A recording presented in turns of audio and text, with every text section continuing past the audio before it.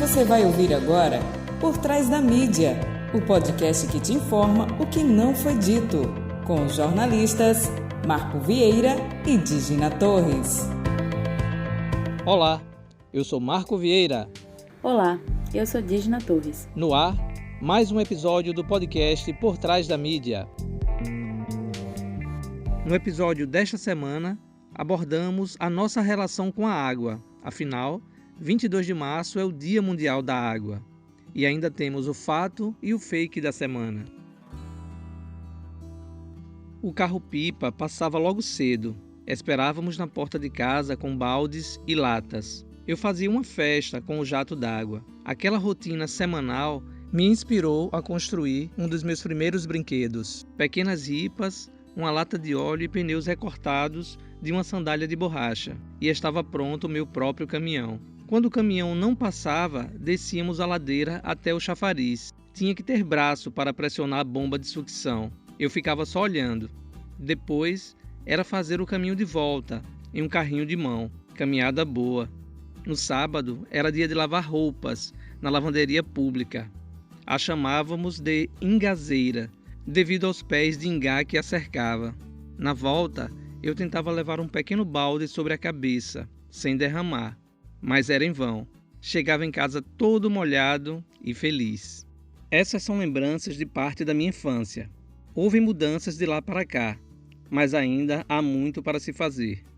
A água potável e o saneamento faz parte dos 17 Objetivos para o Desenvolvimento Sustentável da Humanidade, elaborados pela Organização das Nações Unidas, a ONU. A meta até 2030 é alcançar o acesso universal e equitativo da água potável e segura para todas as pessoas. Infelizmente, estamos muito distantes de alcançar essa meta. Segundo a ONU, cerca de 40% da população mundial não tem acesso à água para sequer lavar as mãos e preparar comida.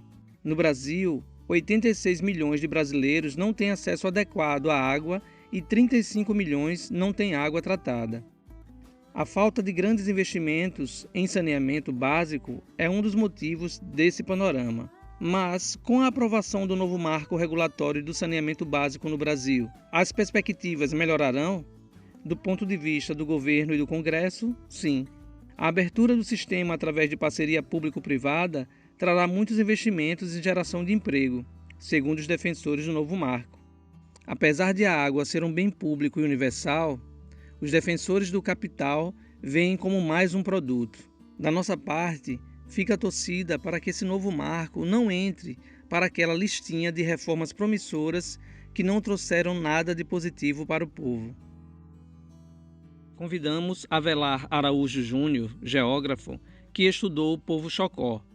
O Chocó tem uma forte ligação com o Rio São Francisco, e nesse depoimento ele chama a atenção para como diversos grupos se relacionaram historicamente com o rio. Vamos ouvi-lo. Eu tive a oportunidade de fazer o mestrado, na área de arqueologia, no curso de geografia, mas na área de concentração arqueologia, e pude conhecer esse processo histórico da formação do Rio São Francisco, e das populações que vivem nele, ao longo desse período de mais ou menos aí 10 mil anos até hoje. No caso, sobretudo, a presença dos povos indígenas, na margem do rio e também de toda a região do entorno, Então isso foi aguçando o meu interesse, a minha curiosidade, essa busca, principalmente pessoal, para entender minhas origens, E isso me fez cada vez mais estar próximo do rio e ser fascinado por essa história, por essa força que o rio tem. Repito, além das margens, ele vai muito além, inclusive geopolítica. Na ocupação portuguesa, depois holandesa, foi um palco de guerra num período de consolidação do capitalismo lá na Europa. Precisava muito desse domínio aqui nas Américas. E a localização geográfica do Rio São Francisco ele era importantíssimo nessas relações, dessas forças, entre essas forças aí, especialmente Portugal, Holanda, França, né? Nessa região aqui toda no Nordeste, e nesse recorte aí do Rio São Francisco. A expulsão dos holandeses, cara, aquele período foi da consolidação do próprio capitalismo, das empresas privadas que faziam esse processo de colonização, no caso as companhias, né, as companhias das Índias Ocidentais, holandesas, né, que eram empresas que buscavam esses domínios territoriais no mundo todo. Então esse domínio aqui no Nordeste, no Rio São Francisco e tal, foi muito importante, cara, nessas relações da época. E logo depois veio a Revolução Industrial e tudo, a partir desses recursos naturais que se tornaram recursos financeiros, né, e capitalizaram essa acumulação primitiva do capitalismo, que depois descambou, né, nas revoluções industriais e no que hoje nós temos como esse modo de produção. Então, velho, essas relações a gente precisa entender nessa perspectiva, sabe? Esse movimento, que é uma coisa simbólica, mas que também tem a ver com essa relação sociedade-natureza, que transforma a primeira natureza em segunda natureza, essa dialética, entendeu? Esse movimento que a gente discute muito pouco. Quando se fala do Rio, ou se fala do Amapá, ou se fala do Cerrado, ou se fala da Amazônia, é romantizada a coisa. É romantizada. É importante romantizar, claro, porque chama a atenção, cria uma afetividade com a questão. Mas é preciso pensar a questão, racionalizar a questão. E essa racionalização, se pensa a legislação, se pensa as políticas públicas, se pensa os programas de desenvolvimento na região. Para a gente entender essa relação da sociedade com o Rio, a gente precisa entender sobre duas perspectivas, entre várias outras, mas eu destacaria duas.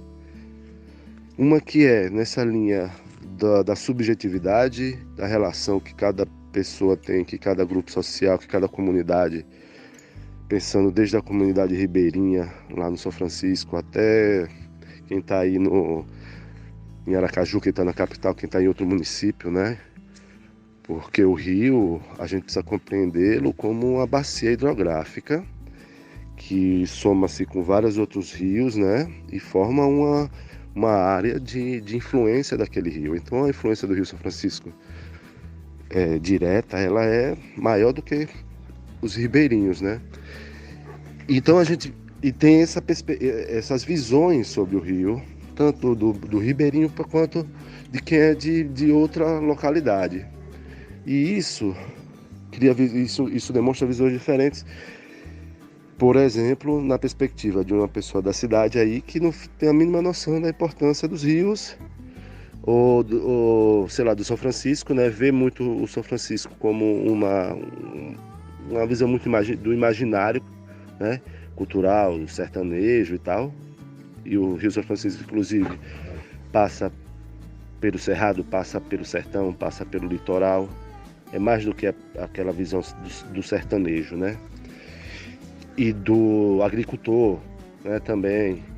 Então, o que é que isso representa? Essas visões de mundo subjetivas, que é que a gente pode entender o rio, um dos caminhos para a gente entender essa relação com o rio, nessa perspectiva simbólica, né, de entendimento da formação de cada comunidade em relação ao rio, né, a construção de uma identidade com o rio, de uma compreensão particular do rio, né? O Chocó, por exemplo, que é que eu falo, um dos grupos que eu falo no Rio, né, do livro, né, eles têm uma visão de sobrevivência, né, muito forte, uma relação religiosa.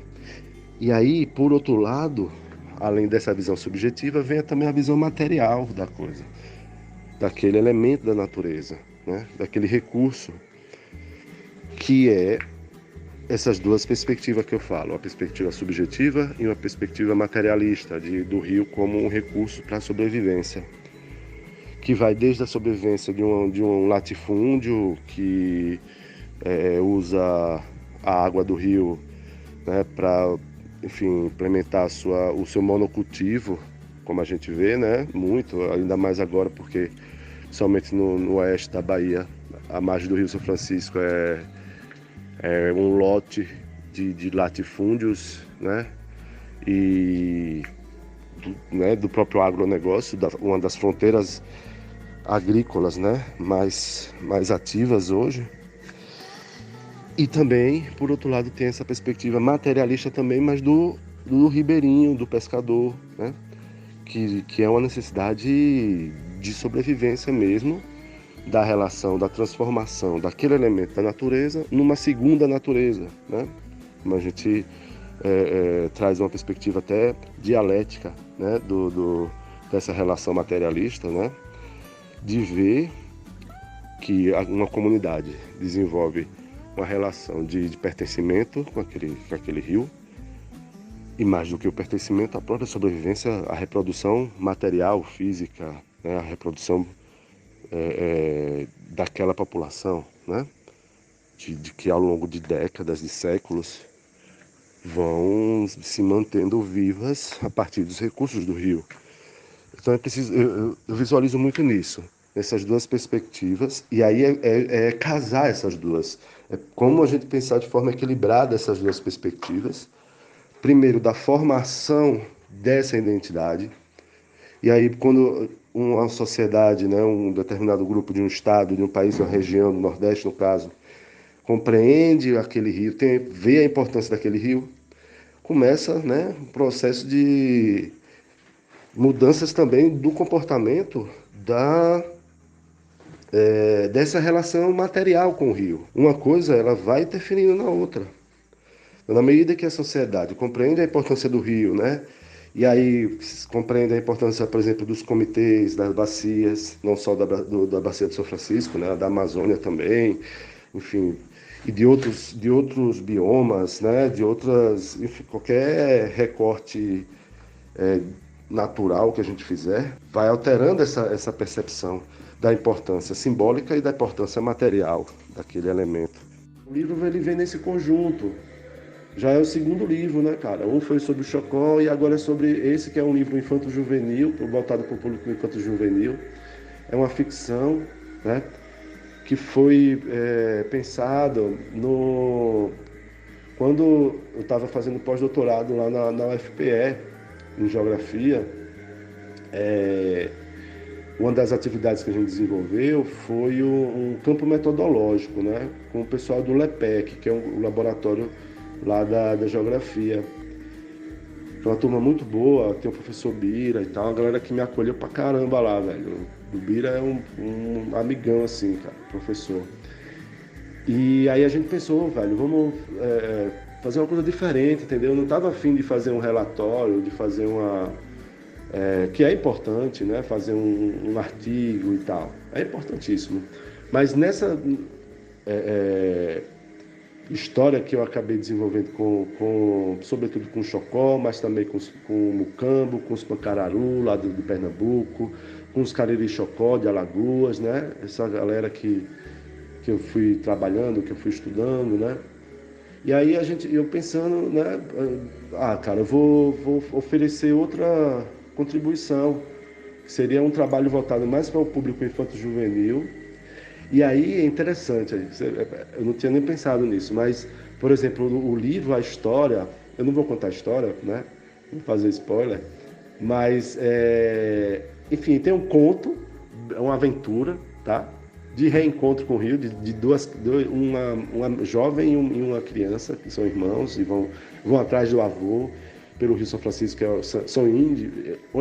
Os meninos viviam na cidade de Recife, a mãe, uma indígena, que foi para Pancararu, que foi para a capital quando jovem, né? E aí os meninos resolvem ir atrás do avô, que é índio, também pescador e tal. Aí eles seguem o rio, aí eu não vou contar, já contei demais. Mas o legal é que eu conto a história, mas também eu conto essas questões, entendeu? O que eu fui observando nesses vários anos e tal, falo das barragens, falo da presença das torres elétricas passando pelo território Pancararu, pela questão da poluição da água do rio, né? Das cidades, as formações das croas, né? Os efeitos da erosão, enfim, a luta histórica dessas comunidades, né? E cada aldeia que a gente vai passando na história, cada um vai ter uma situação histórica, enfim, e aí é muito legal. O Washington Igor tem sua vida ligada ao rio, seja nos mergulhos de infância no Rio Sergipe ou sendo uma referência na canoagem brasileira. Igor fundou em Aracaju o Clube Canoa Raiz e em suas expedições já chegou a percorrer boa parte do Rio São Francisco. O remador contou como é a sua conexão com o rio. Vamos ouvi-lo. Minha conexão com o rio foi desde criança, né? Eu era morador de Barra dos Coqueiros, praticamente nasci lá, né? Só não nasci na cidade porque lá não tinha maternidade, então todos de lá, não sei quem nasceu com parteira, né? O resto da galera nasce aqui em Aracaju. Então, logo ainda na infância, minha mãe deu um caiaque para o meu irmão. Na época tinha um modelo de caiaque ainda vendido em supermercado, que era um surfinho. Muita gente conhece a marca Mistral, mas o meu não era da Mistral. Era uma marca que vendia no G Barbosa. E aí eu e meu irmão começamos a se aventurar no Rio Sergipe, lá em Barra dos Coqueiros. Então eu lembro que minha primeira expedição assim de guri, já com meus 13, 14 anos, foi vir remando de lá de Barra dos Coqueiros até a ponta aqui da Atalaia Nova. Eu achava isso aí já o máximo, né? Passando por dentro da Ilha da Siriba, né? Desbravando ali aqueles mangues que eu nunca tinha passado por ali. Então para mim já foi, né, uma coisa que me impressionou, né? Que eu sempre gostei de natureza e o caiaque proporciona isso, né? Um acesso ao mar, né? Fora que antes do caiaque também era banho de rio todo dia, tomava banho escondido de minha mãe, eu e meu irmão. E depois tinha que secar a roupa, ficar pulando até chegar seco em casa, porque se chegasse molhado, já sabe, né? Naquela época. Então meu contato do rio já vem de muito tempo, né? E um tempo depois, já aqui morando em Aracaju, conheci o Renivaldo. E aí o caiaque estava lá abandonado, na Barra dos Coqueiros, né? Eu morava aqui em Aracaju, mas minha mãe ainda continuou morando lá um tempo. E aí eu trouxe o caiaque para o Rio Poxim. Lembro que eu vim remando, peguei lá em Barra dos Coqueiros e vim remando até o Rio Poxim para deixar na sede do galpão ali do Cotiguiba, né? Que é onde a gente se rema ainda, é o nosso ponto de remada até hoje. E lá remei por alguns anos, né? Trabalhando ainda com mineração e tal. E assim que eu me aposentei da mineração, eu resolvi dar mais uma atenção para canoagem, né? E aí fundei o Canoa Raiz junto com o Samuel, né? Que já conhecia de lá Samuel vem do Remo Olímpico. E aí a gente numa remada, num caiaque duplo, né? Teve essa ideia de comprar uma canoa, né? E aí a gente montar esse clube que é o Canoa Raiz, né? Que é o que é agora a nossa principal atividade, sempre buscando trazer mais pessoas para o rio, para conhecer o Rio Sergipe, o Rio Poxim, né? Ver toda a diversidade que tem de peixe, a fauna, a flora, né? As aves. Então, é muita coisa bonita que a gente vê, golfinho, e ver que o rio está vivo, né? Apesar de ser atacado de várias formas, né? O rio ainda nos proporciona muita alegria. Em 2014, eu, fuçando no Facebook, descobri uma galera que ia descer o São Francisco, né? Que eu já tinha passado várias vezes no São Francisco em alguns pontos, lá em Canindé, já tinha atravessado ali em Pão de Açúcar, e sempre eu pensava comigo, poxa, onde eu vou descer esse rio? E aí não deu outra, quando eu vi essa galera no Facebook se movimentando para descer o Rio São Francisco, né? Que era um pessoal de Recife, um pessoal de Belém, um pessoal de Petrolina, né? Que tava para descer esse rio, iam descer de Paulo Afonso até a Foz. E aí eu entrei em contato já de última hora, consegui um caiaque porque eles queriam que fosse o caiaque oceânico. Foi aí que eu vim conhecer o caiaque oceânico, que até então eu não sabia. E aí me juntei com essa galera lá de última hora e conheci o Rio São Francisco de Paulo Afonso até a Foz. Foram 300 quilômetros remados em 8 dias. E aí a gente começou lá nos cânions, veio conhecendo ali aquela parte da Tríplice Divisa, ali para a Gruta do Talhado, e a gente já começou a se encantar com os cânions. No terceiro dia a gente já desceu ali para Piranhas, botou os caiaques no caminhão, e arrumamos um caminhão lá e descemos para Piranhas. Então foi aquela aventura logo no início ali em Piranhas, muita pedra, a correnteza ainda muito forte. E aí depois a gente foi acostumando e 8 dias depois a gente estava lá já na Foz do São Francisco, tomando banho no mar, na água salgada, no encontro do rio com o mar. E o que a gente pôde ver foi muita beleza do Rio São Francisco. Na época ele estava numa época que estava baixo, a gente viu muito banco de areia, muito lugar que já não é tão navegável com embarcações grandes, mas o caiaque ele tem essa facilidade de passar, ele só precisa de menos de 1 metro de água, o caiaque já passa tranquilo. A gente vê as agressões ao rio, a gente vê que muita cidade não tem tratamento de esgoto,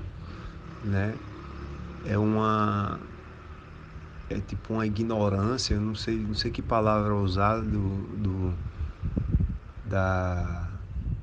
das pessoas, das gestões dos municípios que ficam na margem do Rio São Francisco, porque é um modelo, o que a gente começou a observar, que tem um modelo de captação de água, sempre o município capta água na parte, logo assim que o rio encontra com a cidade, e o esgoto é despejado no final do limite do município ali, no limite da cidade,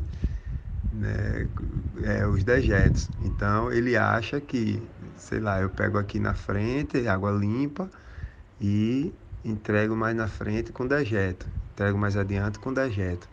Aí vem a cidade seguinte, faz a mesma coisa, pega a água na frente e no final da cidade dejeta. Então a cidade que fica por último, pega uma quantidade maior de dejeto, Certo que o rio ele absorve, tem os micro-organismos, ele consegue, dependendo do tamanho da agressão, você vê que o rio ainda consegue absorver isso.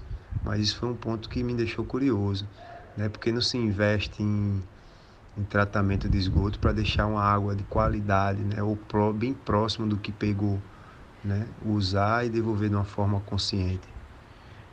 Do mais, o Rio São Francisco é um rio muito icônico, histórico, para o rio que integra todos os estados, assim, vários estados. É um rio imenso que a gente tem que ter muito orgulho e cuidar muito dele. Então Sergipe é abençoado, por ter 5 rios, 5 bacias hidrográficas gigantes, num estado tão pequenininho de litoral. Eu sou apaixonado pelo nosso estado e tem muita coisa bonita aqui, muito lugar para remar. É isso aí, um abraço, muito obrigado pela oportunidade. Criamos o quadro Apoio Cultural com o objetivo de fomentar a economia solidária. Nesta semana, quem vem vender o seu peixe é Alexandro, da Sapienza. Vamos ouvi-lo. Apoio Cultural. Acelere seus resultados com a Sapienza. 67% da jornada do comprador agora é feita digitalmente. Isso significa que sua estratégia digital é mais importante do que nunca. A Sapienza é uma empresa sergipana especializada na geração de leads para aumentar o faturamento da sua empresa. Aceleramos o crescimento de empresas utilizando estratégias de marketing e vendas, análise de dados de otimização de resultados, produção de conteúdo e campanhas com foco em performance. Se você tem uma empresa de serviços ao consumidor, varejo físico ou e-commerce, Acesse www.sapienzae.com.br para saber como acelerar os seus resultados junto com a gente. Fato da semana. A liberdade de expressão no Brasil está sob ataque. Com esse slogan, o youtuber Felipe Neto, um dos maiores influenciadores do mundo, iniciou o movimento Cala a Boca, Já Morreu. O objetivo é defender gratuitamente quem for perseguido por se posicionar democraticamente contra o presidente da República, Jair Bolsonaro. Mas atenção, não confundir se posicionar democraticamente com discurso de ódio ou pedido de fechamento do Congresso ou coisa parecida. Eis a missão do Cala a Boca, Já Morreu. A liberdade de expressão está sob ataque de uns poucos, porém violentos inimigos da democracia brasileira. Querem calar aqueles que criticam autoridades públicas, eleitas pelo povo e em cujo nome exercem o poder que têm. E, para isso, se armam da Lei de Segurança Nacional, herança insepulta da ditadura. O autoritarismo é como um vírus que vai se espalhando pelo corpo, matando-o aos poucos. A democracia, todavia, conhece várias vacinas. Uma delas é o controle pelo judiciário dos avanços ilegais. Outra é a solidariedade. Aquele sentimento humano profundo que faz sentir a dor do outro como sua. Cala a Boca, Já Morreu é um grupo da sociedade civil preocupado com o avanço do autoritarismo e movido pelo seguinte princípio: quando um cidadão é calado no exercício do seu legítimo direito de expressão, a voz da democracia se enfraquece. Não podemos nos calar. Não podemos deixar calar. Se você está sendo investigado, criminal ou administrativamente por ter expressado uma ideia ou criticado uma autoridade pública e não encontrou meios públicos ou privados para se defender, o Cala a Boca, Já Morreu vai ajudar na sua defesa e, se o caso, provocar o Ministério Público competente para apurar eventual abuso por agente público. Acesse www.calaabocajamorreu.com.br e saiba mais. Quem cala diante do autoritarismo é conivente. Parabéns, Felipe.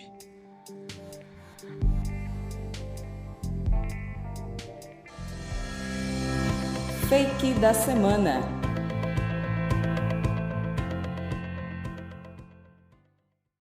Lembrando mais uma vez que esse quadro são para aquelas notícias tão absurdas e surreais que parecem fake, mas infelizmente não são. O fake aqui nesse caso é uma ironia, tá bom? O Ministério da Saúde deixou de comprar insumos para intubação no segundo semestre de 2020, assim como dispensou as vacinas que estariam salvando hoje milhares de vidas. Agora terá de comprar de qualquer jeito e ainda mais caro. De acordo com o Conselho de Secretarias Municipais, o kit de intubação está em níveis críticos em alguns estados e podem acabar nas próximas semanas. E para piorar, a reunião que aconteceria dia 20 de março para discutir este assunto não foi realizada porque um e-mail de confirmação não foi enviado por parte da Anvisa. Participariam diretores da agência, representantes do Ministério da Saúde, da Indústria, o Conselho Nacional de Secretarias Municipais de Saúde, o CONASENS, e o Conselho Nacional de Secretários de Saúde, o CONAS, este último representando os estados. Após a repercussão, uma nova reunião foi remarcada para o dia 23 de março. Nesse governo, é uma atrapalhada atrás da outra. Esse foi o Por Trás da Mídia. Esperamos vocês na próxima semana. Tchau, tchau. Vale lembrar, se tiverem alguma dúvida ou sugestão de pauta, por favor, nos envie um e-mail para podcastptm@gmail.com ou entre em contato conosco através da nossa página no Instagram, @podcastportrásdamídia. Até semana que vem!